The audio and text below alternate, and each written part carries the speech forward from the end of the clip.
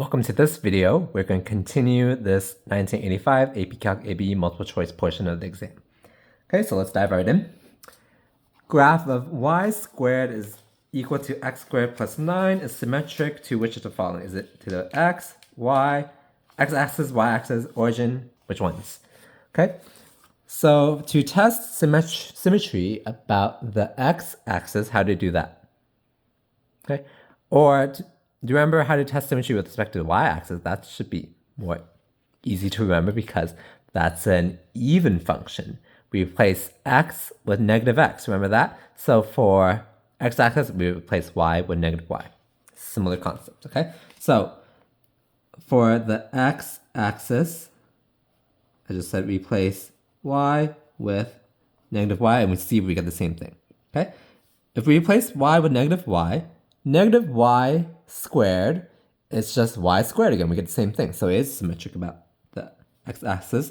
How about the y-axis? We replace x with negative x, as I said. And again, we get the exact same equation because negative x squared is still x squared. Okay. How about origin? Well, if it's symmetric about the x and the y-axis, then it's symmetric about the origin. So 3 is true also. So it'll be 1, 2, and 3. Okay, integral from 0 to 3, absolute value of x minus 1 dx. Here, we have to be careful because the absolute value is a sharp term. Okay, so this is absolute value x shifted by 1, so it'll look like this, okay? This is at 1. So when we're in the interval from 0 to 1, we're on this curve. When the interval from 1 to 3, we're on this curve. So we got to split the integral up accordingly. 0 to 1 will be 1 minus x dx. It'll be negative of x minus 1 or 1 minus x plus integral from 1 to 3 of x minus 1 dx. Okay, so this is easy to solve. It'll just be x minus x squared over 2, evaluate from 0 to 1, plus x squared over 2 minus x, evaluate from 1 to 3. So we will get 1 minus half for the first guy over here, okay? Plus, here we will get what? 9 over 2 minus 3 minus half plus 1. Hopefully I did that correctly. So this is what? Half from this guy plus 9 over 2 minus 1 over 2. That is 8 over 2. Which is 4. 4 minus 3, that's 1, plus 1, that is 2. So it should be 2.5. So 27 is D. Yes, good. I did it right. Okay, so the key here was we had to, the absolute value, it changes, the curve changes, right? So you had to split the integral accordingly and negate one of them. If the position of a particle on the x-axis at time t is negative 5t squared, average velocity of the particle for t is between 0 and 3 is, this is very easy. Average velocity we can just find as, so let's call this guy x of t. Okay, it'll be from 0 to 3, so it'll be x of 3 minus x sub 0 over 3 minus 0. That we can use that as the average velocity. Okay, so what is that? That is what's x of 3. That'll be minus 45. Minus x of 0, that would be 0 over 3. Okay, so what is that? That's negative 15. Okay. Which of the following functions are continuous for all real numbers x? X to the 2/3, that's continuous everywhere because it's just x to the 1/3 squared or cube root x squared. Cube root is continuous everywhere, right? It's only when it's an even root, like 4th root or square root, that's 2, right? Or 6th root, something like that, then it's the domain, the inside has to be greater than 0, right? It cannot be negative, sorry. But cube root is continuous everywhere. We just square it, still continuous everywhere. E to x, you should know this is continuous everywhere. Tangent x, this is not continuous everywhere. Because there's asymptotes at odd intervals of pi over 2. Remember that? So it's only 1 and 2. Tangent 2x dx is equal to, the integral of tangent 2x dx is equal to what? So I know what the integral of tangent x is. It's, okay, so let me write it here.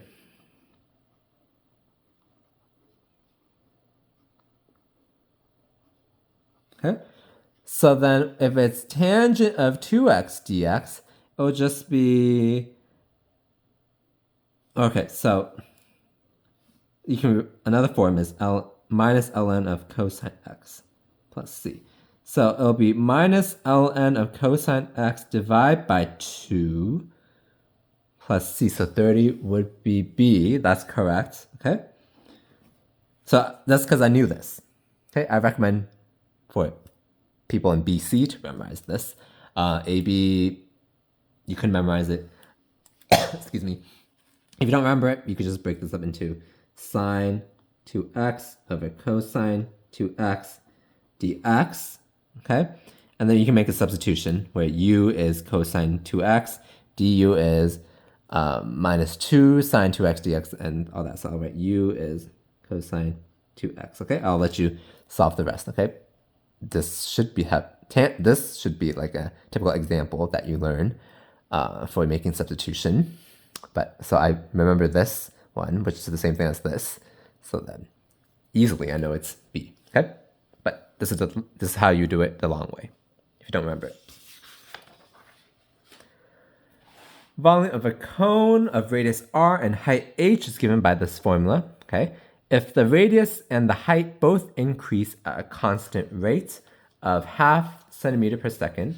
Okay, so this is probably a related rate. So I like to keep track of what they give us. So let me. Radius and height both increase at constant rates of half centimeter per second. So this is the change in the radius with respect to time. So dr dt is 0.5, let's say, or half. And same thing, dh dt is also 0.5. Okay. At what rate in cubic centimeters per second is the volume increasing? So they're asking what dv dt is.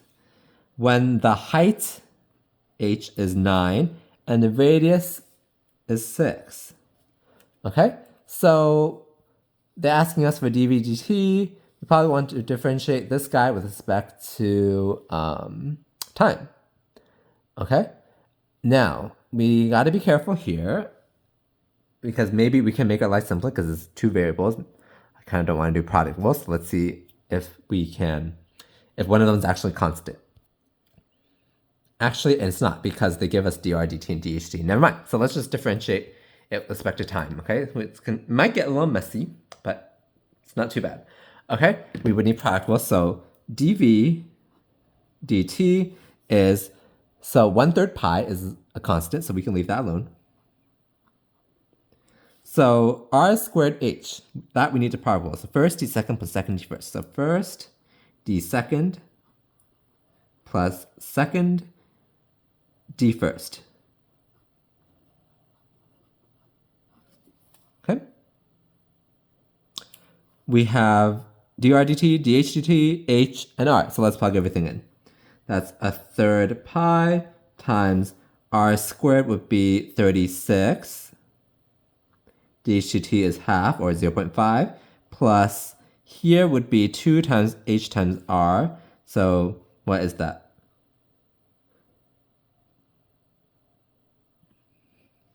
So that is 54 times 2. So then that is 108. My mental math is not good, sorry. Times half. Okay, so that is what? Pi over 3 times, that's 18. This is, actually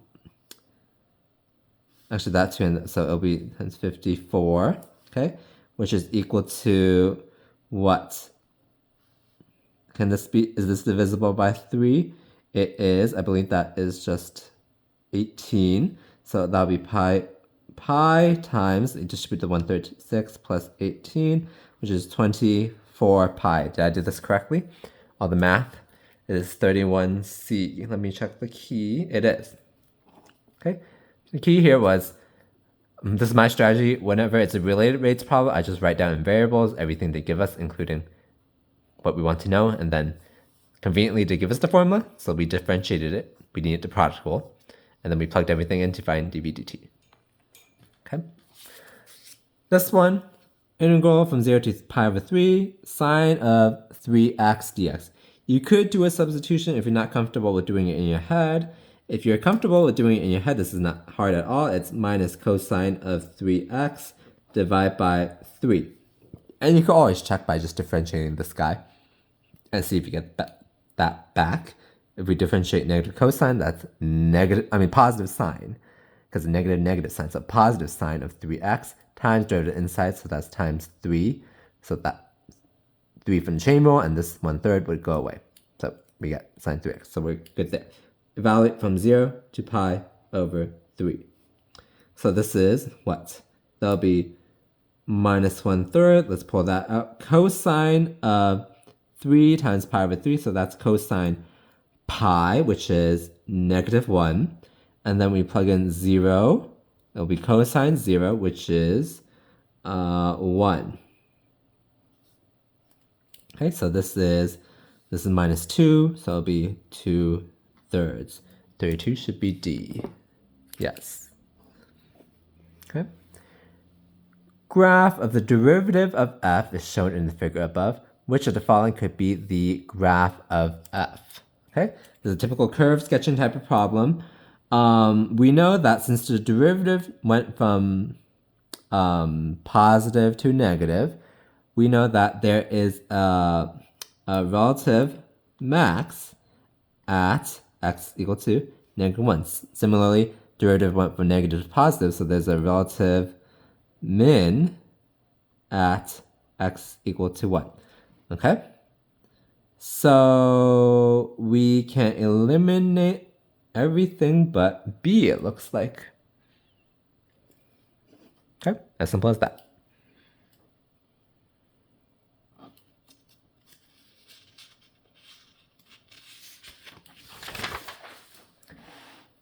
The area of the region in the first quadrant that is enclosed by y is x cubed plus 8 and y is x plus 8 is equal to what? Okay, so let's sketch the region out. This is, you don't need something super duper accurate. This just helps us visualize, okay? First quadrant, so we're going to focus up here, okay? X cubed plus 8, how does that look? It will look something, we know how x cubed looks. It looks something like that, so sorry, it'll be shifted up. So let me just.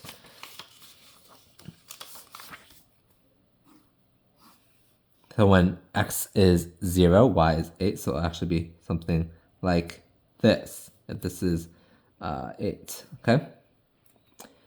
Y is equal to x plus 8. How does that look? When x is 0, y is 8. So it'll look something like this. Okay? This is a very not so good sketch, but you can see that's the region right there. Okay? So we need to find points of intersection. We already kind of know one of them. It would be 0, 8. What would the other one be? Okay?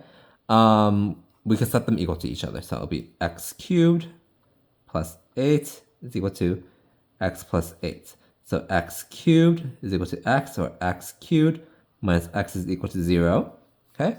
Or let's factor x squared minus 1 is equal to 0. So this is when x is -1, 0, 1. We're only interested in the first quadrant, so 0 and 1. We take x as 0 and 1. Okay, so this one would be what? 1, 9. Okay, that's this point over there. All right, area is upper curve minus lower curve. Okay, so we already sketched it. We know what the upper curve and lower curve is. We can just, for a sanity check, we plug in x is half. Which one would be bigger? Okay, it should be this one, because it'll be 8 plus half versus 8 plus half cubed. That's 8 plus 1, 8. Okay, so we know that this one is the upper curve. Okay, so upper curve, x plus 8, minus lower curve. We're integrating with respect to x, so we take the limits of x from 0 to 1. Okay? This is just simple power rule. Let's just simplify the inside a little bit. It'll be x plus 8 minus x cubed minus 8.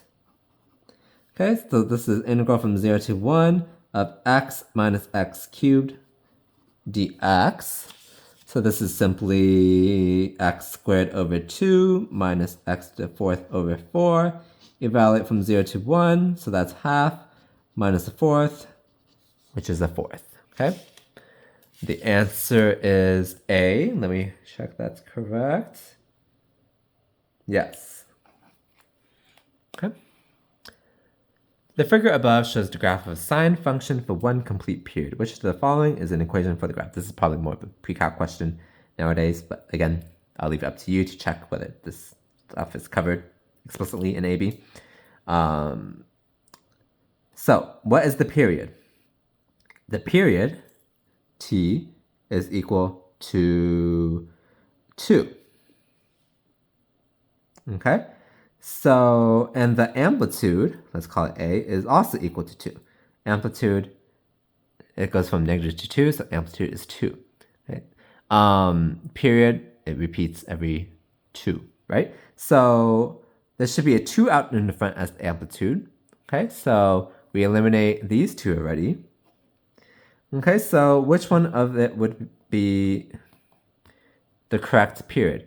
Remember when we have sine of omega t, okay, that's the period is 2 pi over omega, okay? So then the period is 2, so that's equal to 2 pi over omega, or omega is 2 pi over 2, which is equal to pi. So the answer should be D. Yes. Okay. F is a continuous function defined for all real numbers x if the max value of f is 5 and the min value of f is -7, which the following must be true. Okay. F is continuous, that's probably important to know, and defined for all real numbers x. Okay, so it's continuous everywhere. Max value of f is 5, min value of f is 7, then which following must be true. Okay, the max value of f of absolute value x is 5. Okay, well actually before we go into these, I'm thinking let's just kind of visualize what could be happening. Okay, if it's continuous and defined everywhere, the maximum value is 5. Okay, the minimum value is -7, so it cannot exceed. So if this is, it cannot exceed 5, and it cannot be below -7. Okay, so there'll have to be some asymptotes within here. Okay, maybe that's important to know. Okay, so after we sketched out, let's see. Max value of f of absolute value x is 5.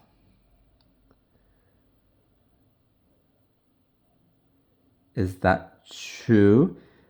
This is assuming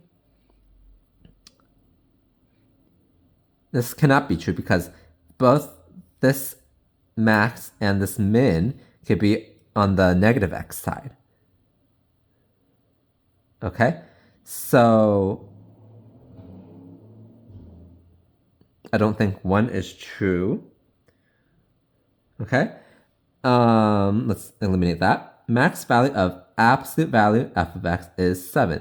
This I know is for sure true because if we just flip everything, we just mirror everything on the negative y side to the positive y, then the max would be up here as 7. Instead of -7, that's the biggest negative, that's the most negative value. We absolute value, it'll be 7, okay? Nothing else, there's nothing more negative than -7. So when we flip that over, nothing will exceed 7. So this is good, okay? Minimum value of f of absolute value x is 0. Again, I don't know why they're doing absolute value of x here, because, and where the 0 comes from, honestly, because we don't know where this max and min are. Okay, they could be on this side, they could be on this side. So I really don't know where the 0 comes from. Someone please tell me what they're trying to trick me with, okay? So I believe it's 36 is 2 only. B. Yes. Good. Okay, let's see what the key says.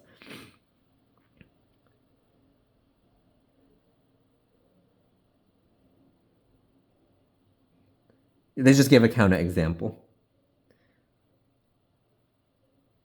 Okay, so but you can hopefully see what I'm saying. Where for this one, if they were both on this negative x side, so let's just say this was at -1. Okay, absolute value of -1 is 1, so f of 1 it would become. So that cannot be true. Okay.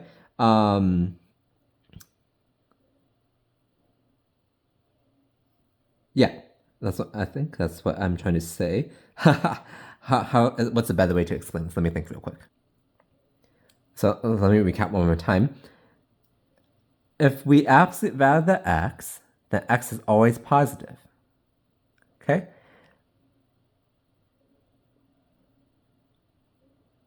But this max could have happened over here. And then it starts decaying all the time. Okay? So this cannot be true, and then similarly, this one cannot be true either. Okay? Okay, let's move on. Hopefully that makes sense. Limit as x goes to 0 of x cosecant x is, how can we solve this? This, maybe we actually need L'Hopital's rule. Okay, so let me get a new piece of scratch paper. Limit as x goes to 0, x cosecant x. So what is cosecant? It's 1 over sine. So maybe let's write it like that. Limit as x goes to 0, x over sine x. Okay? We plug in 0, it'll be 0 over 0, indeterminate. Okay? And actually, this is a special trig limit. So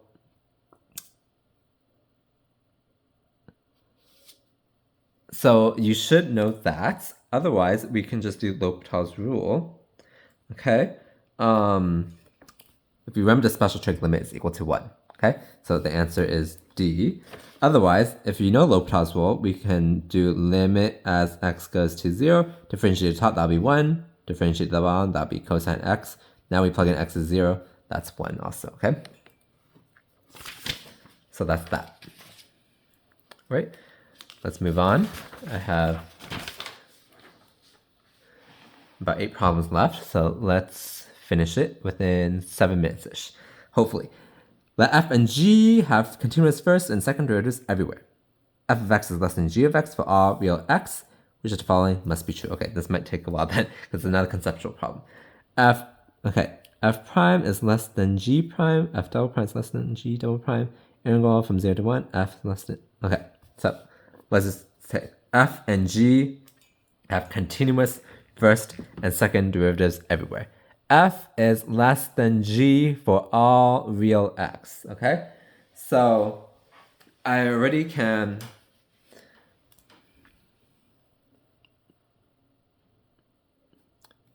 kind of guess this one.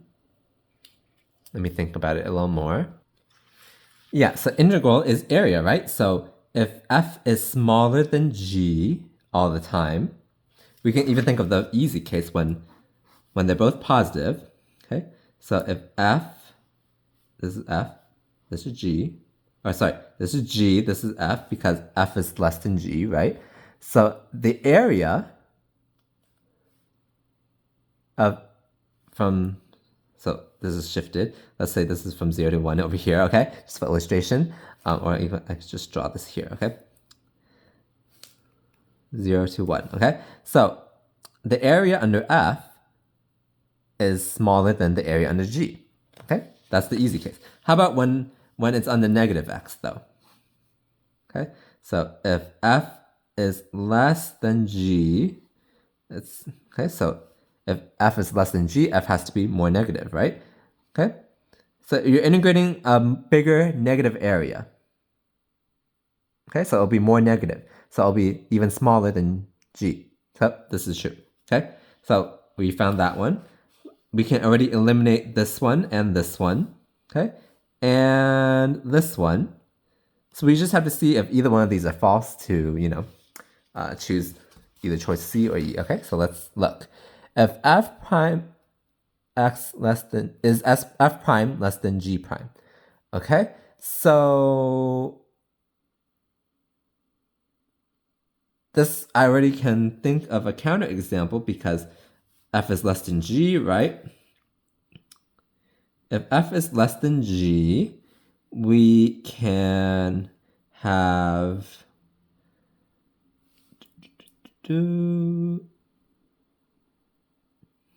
if this is f, this is g, okay? The derivative of f is 0. This is a constant. Derivative of g, this is decreasing, so g prime has to be negative. Okay? Negative is obviously smaller than 0, so this cannot be true. Okay, so we don't even have to look at that now. C only. Okay, so hopefully this makes sense. So one more time. This is integral is area. Okay, so since f is less than g, we'll take when both of them are positive. You're going to integrate less area. You're going to add less area when it's f than when it's g. The area is less when it's f, right? This area is less than this big area over here. Similarly, when they're both negative, the area of f would be more negative. Okay, it'll be a bigger negative number, so it'll be more negative, so less than this. Okay, so that's true. And then we disproved this guy because I just thought of, well, this case f is always less than g. F is a constant. G, we can even think of it as like e to negative x or something like that. Okay, the derivative of f is 0. This guy is negative. The derivative of this guy is negative. So that's smaller than 0. So, not true. And then we don't even have to check number 2 because there's no choice for 2 and 3. Okay, so that one. All right.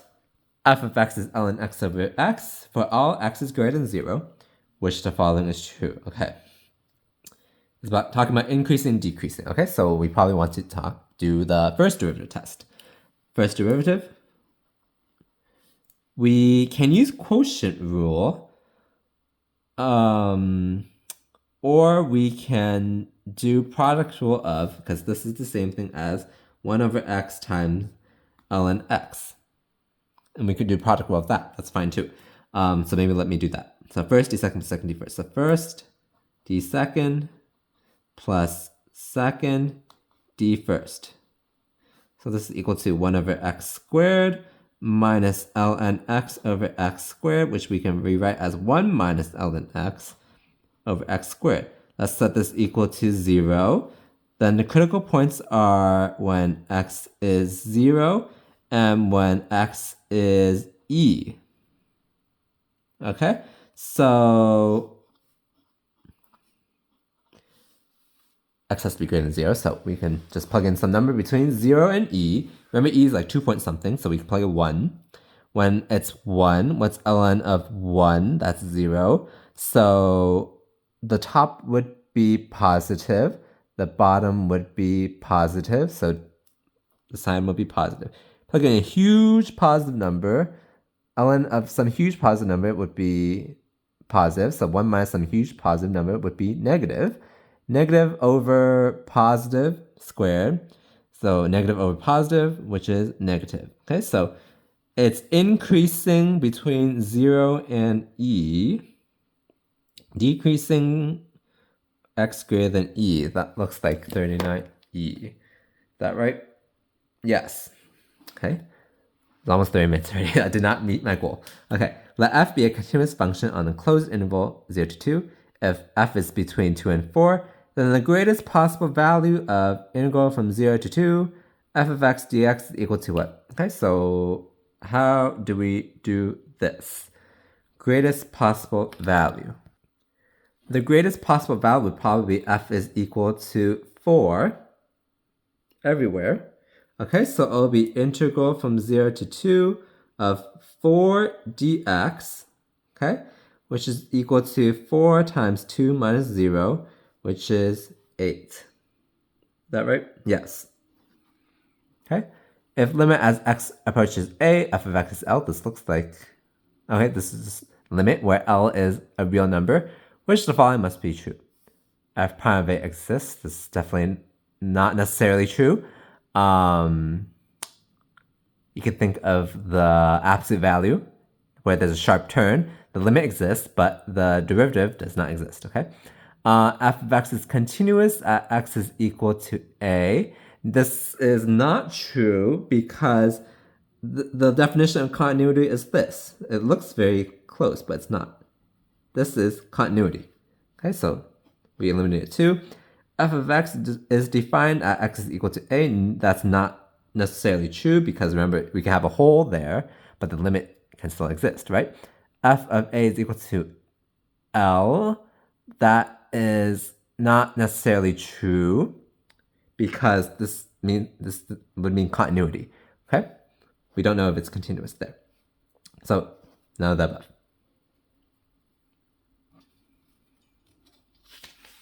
Okay, last few problems. Oh, this is easy. D by dx of this integral. This is fundamental theorem of calculus. We just plug in x as the variable of the inside the integral, and then differentiate the limit with respect to x. Okay, so it'll be square root of 1 plus x squared times d by dx of x. This is just 1, right? So the answer is C. Easiest problem ever. Okay. Equation of the line tangent to this at its point of inflection is, okay, this point of inflection, that should signal second derivative. Okay, where's the point of inflection? Let's find y prime first. Is 3x squared plus 6x plus 0. So okay, y double prime would be 6x plus 6. We set it equal to 0. The critical point is x is -1. Let's confirm that there's a point of inflection there. By the second derivative test, we plug in some huge negative number. This would be negative. Plug in some huge positive number. This would be positive. Plug into here, okay? What's the sign of y double prime? That's why I did second derivative test. So we've confirmed it's a point of inflection. So we want the equation of the tangent line at x is equal to -1. So we're going to use y prime to get the slope of the tangent line. The slope would be 3x squared plus 6x evaluated at x is equal to -1. And that is equal to 3 minus 6, which is -3. Okay, so we can eliminate this one. Actually, we can eliminate everything but this one. Because we found the slope of the tangent line, which had to be -3. None of them matched except this. Moving on. Okay, this is easy. Average value. The concept is easy. Average value of f is x squared times square root of x cubed plus 1 on the closed interval 0 to 2 is average value is 1 over the length of the interval, which is 2 minus 0, integral over the interval, so from 0 to 2 of the function. Okay, here we can just do a substitution. U is x cubed plus 1. Du is 3x squared dx. Okay, so this is half integral from, you have to change the limits of integration when x is 0. U is 1. When x is 2, u is 8 plus 1, which is 9. Then we have x squared dx, which is du over 3. Okay, so let me write it over here. And the square root of x cubed plus 1, that's square root of u. So we can rewrite this as 1/6 integral from 1 to 9 square root u du. So that's a 6 times 2/3 u to the 3/2 evaluate from 1 to 9. This would be, we can cancel that to 3. So it'll be a 9th times 9 to the 3/2 minus 1. A 9th, what's 9 to the 3/2? Square root of 9 is 3. 3 cubed is 27, which is 26 over 9. Okay, last problem. Let me confirm that was correct first. Okay, good. Last problem. region enclosed by the graph of y is x squared, the line x is 2, and the x-axis is revolved about the y-axis. The volume of the solid generated is, hopefully this you can do this with the disquash method. Maybe, actually, I don't know if they teach the shell method anymore.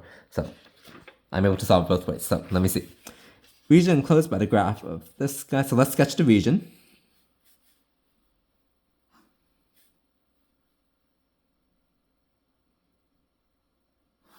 Y is x squared, looks something like this, right? The line x is 2 is over here. Okay. And the x-axis, so that's here. So this over here is your region, okay? Is revolved about the y-axis, so over here. So we're gonna draw a representative radius from the region to the axis of rotation. Okay, so we actually could do it by the Washer method, but the shell method here would be easier actually. Okay, let me just do it the shell method first, and then I can show you the Washer method too if there's enough time. Okay, so shell method, it would be the cross section is parallel to the axis of rotation. So it'll be like this, right? That'll be your, because I remember as pi r squared h. Is that remember? Is it r squared or r? Let me double check real quick. Oh, it's 2 pi rh. My bad. Okay. So this would be our h. This would be our r. Okay. So representative r, representative h. Okay. So we can integrate 2 pi integral from 0 to 2, because we're from 0 to 2 with respect to x, right? Then r is just x. H is just x squared dx, which is 2 pi integral from 0 to 2 x cubed dx, which is 2 pi over 4 x to the 4th, valid from 0 to 2, which is pi over 2 times 2 to the 4th is 16, should be 8 pi. Let's see if I did that correctly.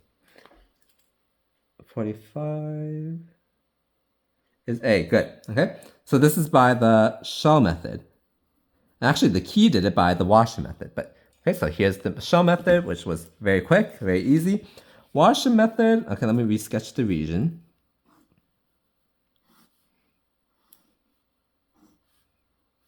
Okay, this is our axis of rotation. We're going to draw a representative radius from the axis of rotation. Okay, it'll be, remember this one would be, since we're rotating about a vertical axis, it'll be dy. And it's r out squared minus r in squared dy with a pi out in front. Okay, this is the Washer method. Okay, so what is r out? That's just this line. This one's longer. So what is that? That is a length of 2. Okay, so pi integral of 2 squared minus, what's the length of this one? This is y is equal to x squared, right? Or x would be plus or minus square root y. So is it the plus or the minus? Well, it's actually squared, so it doesn't quite matter in this case. So it'll be square root y squared by dy. Okay? It should be the positive though. Okay? This is pi. Oh, limits of integration. We need limits in terms of y, so it's from 0 to, what's the upper limit? Well, when x is 2, that's the stopping point, right?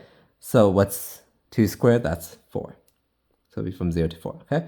So pi integral from 0 to 4 of 4 minus y dy.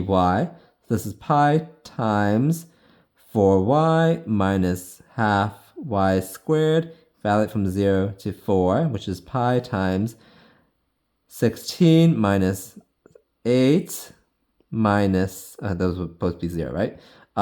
This is, once again, 8 pi, so we got the same answer, which is good. Okay? Okay, so that's this half of the exam. So again, that was 40 minutes.